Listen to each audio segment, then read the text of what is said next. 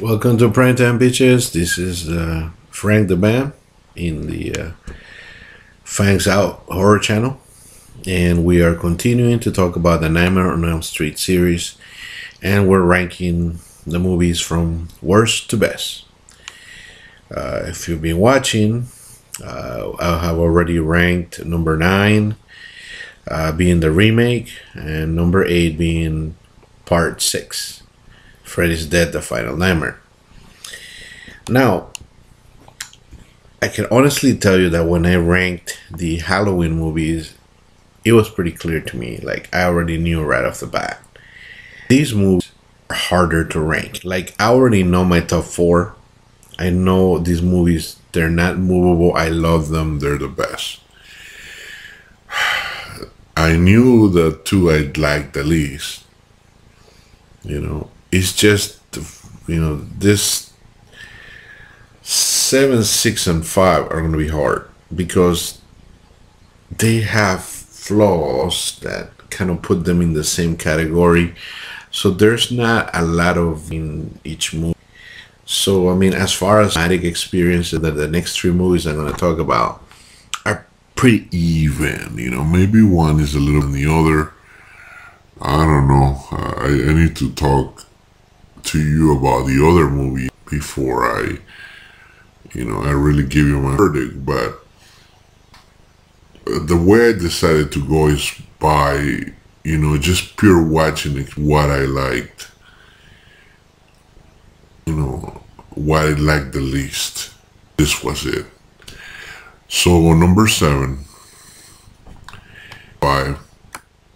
Nightmare on Elm Street 5, The Dream Child. And when I watched, remember, seeing the flaws and saying, oh man, it's just like it's almost like part 6. You see there's some flashes of ideas. On 5, there's even better pieces there. It's just that the puzzle was never put together properly, and this one has different from parts. But this just feels more of a shame because it had the potential. It just was never realized the correct way. And we'll start by going over the plot that after spoilers, right? After the demise of Freddy in part 4, the Dream Master and the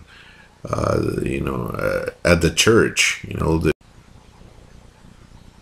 so we joined the character of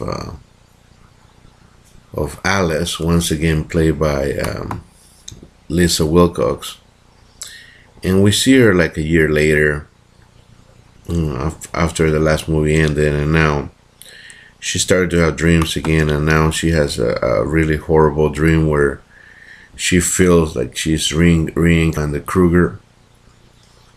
And as we learn from part 3, we see the horribleness played out, where we see how Freddy Krueger was originally conceived. He's the bastard son of 100 maniacs, literally. This nun, Amanda Krueger, gets accidentally put in the room with 100 mental patients that savagely and brutally raped her, and she conceives Freddy in this horrible dream sequence. The defiled escapes the mental institution, and she goes after him, but then rejoins the church from the last movie, in where his corpse is, and then he blends again with his former self, and he's being able to live again, so to speak, and basically starts once again now terrorizing the dreams, right? But this time he wants to inhibit the unborn child of Alice, and and basically that's your plot. A very dark looking movie. Basically, Freddy wants to, as the baby to be born again and become and be real and a very hard subject matters that involve abortion, suicide. There's a character that the character of Greta, I believe, that being because she's like bulimic or something, and she's forced to eat herself to death by Freddy. One of the best kills in the movie, but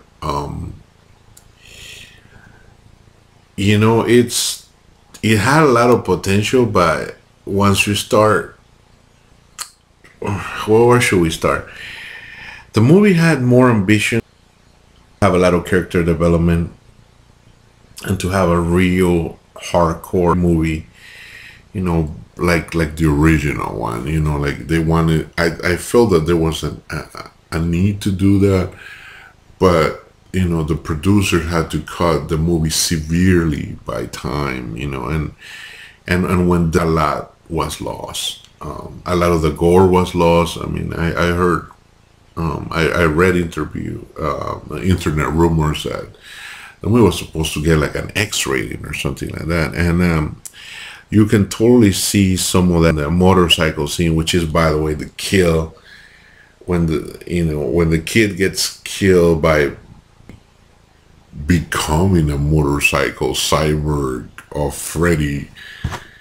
I don't know how to even explain it, but the veins and the things popping up and the machine, we all done with practical effects. That's one of the best kills in the series. I was blown away by some of the things that happened, but then some stupid shit happened. The cartoon sequence where they becomes a superhero and stuff. Kind of like the aha video type of thing for a while was kind of neat, but then superhero, it's once again going too much to the cartoonish Freddy. So they're trying to do one thing, but it's almost like the producers were too afraid of being too hard, so they soften it up by doing this stupid stuff. And what they got is a mess. It's an incomplete mess. It's just that if you are, I mean, this is every movie. Don't ever hold back. If you want to be hardcore, be hardcore.